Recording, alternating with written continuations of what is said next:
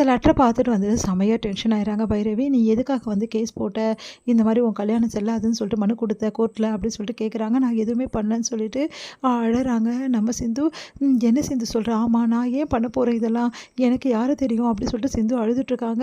அத கேட்ட பைரவி, "அப்போ நீ கையெழுத்து ஏதாவது போட்டியா யார் கிடையாது?" அப்படின்னு சொல்லிட்டு சொன்னோனே அதிர்ச்சி அடைகிறாங்க. "ஆமா, சிவா டாக்டரோட தங்கச்சிக்கிட்ட நான் சைன் போட்டு குடுத்தேன். இந்த மாரி கையெழுத்து போட்டு குடுத்தேன். அதுவும் ரேஷன் கார்டுல பேர் சேர்க்கணும்னு சொன்னாங்க. அதனால தான் நான் குடுத்தேன். வேற எதுவுமே நான் குடுக்கல." அப்படின்னோனே, அதான் அவங்க குடும்பமே சேர்ந்து உன்னை நல்லா ஏமாத்திருக்காங்க. பார்த்தல்ல, நீயே வந்து இந்த கல்யாணத்தை வந்து ரத்து பண்ணுற மாதிரி பண்ணிட்டாங்க. எல்லாம் அந்த டாக்டரும் எல்லாரும் சேர்ந்தாங்க. இல்லை இல்லை, டாக்டர் இதில் சம்மந்தப்பட்டிருப்பாரு எனக்கு தோணலை பைரவி அப்படின்றாங்க. அதெல்லாம் தெரியாது, கண்டிப்பாக டாக்டரும் சேர்ந்து தான் எல்லாம் பண்ணியிருப்பாரு. ஏன்னா கூட சேர்ந்து எல்லாமே பண்ணுறதுனா அவங்க கும்பல். இந்த டாக்டர் தான் உனக்கு பிடிக்காது. நானே எத்தனை வாட்டி பார்த்துருக்கேனே உன்னை. எத்தனையோ வாட்டி ரூம்லேருந்து தள்ளி விட்டுருக்காருல, நான் பார்த்துருக்கேன்ல. அம்மா விடமாட்டேன் அப்படின்னு சொல்லிட்டு பைரவி செமையாக டென்ஷன் ஆகி எல்லா விஷயத்தையும் எல்லாரையுமே கூப்பிட்டு சொல்கிறாங்க. அதை கேட்டு வந்து அன்னபூர்ணி அதிர்ச்சி அடைகிறாங்க. உன்னை மகாவை கூப்பிட்டு இதெல்லாம் நீ செஞ்சியா அப்படின்னு சொல்லிட்டு கேட்குறாங்க. அதை கேட்டு மகா வந்து அதிர்ச்சியாக நிற்கிறாங்க.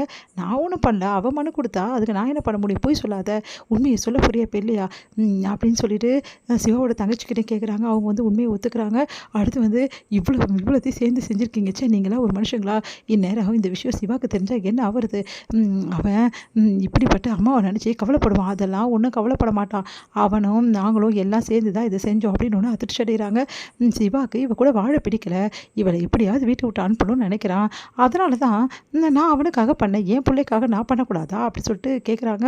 அதை கேட்டு அதிர்ச்சி அடைகிறாங்க எல்லாருமே. என்னது, சிவாவும் சேர்ந்து செஞ்சானா? அவன் என்கிட்ட சொல்லாமல் எந்த விஷயத்தையும் செய்ய மாட்டான். ஏன் அவன் உன் பிள்ளையா? என் பிள்ளை தானே, என் பிள்ளை என்கிட்ட சொல்லிட்டு தானே செஞ்சுருக்கான். இங்கே பாரு, எப்போவுமே உன்னோட பிள்ளைன்னு சொல்கிறீங்க. எப்போவுமே அவன் என் பிள்ளை தான், என் வயிற்றுல பிறந்த பிள்ளை அப்படின்னு சொல்லி டென்ஷன் ஆகிறாங்க. இதை கேட்டு அன்னபூர்ணி அதிர்ச்சி அடைகிறாங்க. உடனே வந்து சிவாவோட அப்பா வராரு. என்னடி நீ உன் இஷ்டத்துக்கு பேசிகிட்டே இருக்க, வந்து அன்னிக்கிட்ட எப்படி பேசணும் உனக்கு தெரியாதா? நீங்கள் எல்லாம் பண்ணது ரொம்ப பெரிய தப்பு. சிவா வரட்டும், இதுக்கெல்லாம் சேர்த்து ஒரு முடிவு கட்டுறேன். அவன் இதில் சம்மந்தப்பட்டிருந்தான், அப்புறம் நடக்கிறதே வேறு அப்படின்றாரு.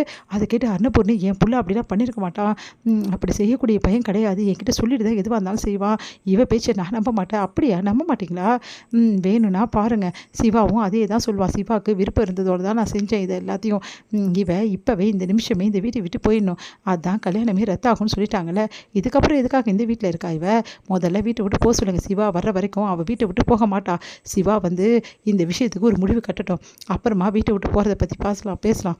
அதெல்லாம் முடியாது, இப்போவே கோர்ட்லேருந்து ஆர்டர் வந்துருச்சுல, வீட்டை விட்டு போக சொல்லுங்கள் அப்படின்னு சொல்லிட்டு சொல்கிறாங்க. அதை கேட்டு அதிர்ச்சி அடைகிறாங்க எல்லாரும். என்ன நினச்சிட்டு இருக்க? சிவா இல்லாத டைமில் வந்து சிந்து வீட்டை விட்டு அனுப்பலான்னு பார்க்குறியா? அது நடக்காது அப்படின்னு சொல்லிட்டு அன்னபூர்ணி சொல்கிறாங்க. இங்கே பாருங்கக்கா, நான் சொல்கிறது தான் நடக்கும். என் பிள்ளை விஷயத்தில் இதுதான் நடக்கும். என் பிள்ளைக்கு பொண்டாட்டியாக தானே இந்த வீட்டில் இருக்கா. இந்த கல்யாணமே ரத்தாக போகும்போது என் பிள்ளைக்கு இவ எப்படி பொண்டாட்டியாக இருக்க முடியும்? அதுக்காக இந்த வீட்டை விட்டு போய் தான் ஆகணும். இந்த வீட்டை விட்டு போக சொல்கிறதுக்கு நீ யார் முதல்ல அப்படின்னு ஒன்று அதிர்ச்சி அடைகிறாங்க. உடனே வந்து இந்த வீட்டில் சம்மந்தப்பட்டவன் நான் சொல்கிறேன், அவள் இந்த வீட்டில் தான் இருப்பா. சிவா வர்ற வரைக்கும், இதில் ஒரு முடிவு எடுக்கிற வரைக்கும் அவள் இங்கே தான் இருப்பா அப்படின்னு சொல்லிட்டு போகிறாங்க. அதிர்ச்சி அடைகிறாங்க. மகா, எப்படி இவ இங்கே இருப்பான்னு நானும் பார்க்குறேன், ஆளுங்களெல்லாம் வர வைக்க மாட்டேன் நான். சிந்து வீட்டை விட்டு போய் தான் ஆகணும், அதுக்கு என்னென்ன பண்ண முடியுமோ அவ்வளவு நான் பண்ணி வச்சுருக்கேன். இந்த சான்ஸை நான் விடுவேனா? சிவா வரத்துக்குள்ளேயே இவளை வீட்டை விட்டு அனுப்புறது தான் நம்மளுக்கு நல்லது அப்படி சொல்லிட்டு முடிவெடுக்கிறாங்க. வந்து சிந்து அழுதுட்டுருக்காங்க. நேராக போய் டாக்டரோட படத்தை வச்சுட்டு, சிவாவோட அந்த ஃபோட்டோ வச்சுட்டு அழுதுட்டுருக்காங்க. டாக்டர், உண்மையாகவே இதெல்லாம் கூட சேர்ந்து நீ செஞ்சியா? நான் போகணும்னு நினச்சேன் அந்த வீட்டை விட்டு, அதுக்காக தான் இந்த மாதிரிலாம் பண்ணியா? சொல்லு டாக்டரே, நீ பண்ணியிருக்க மாட்டேன்னு நம்பிக்கை இருக்குது டாக்டர், ஆனால் அப்படின்னு அழுறாங்க.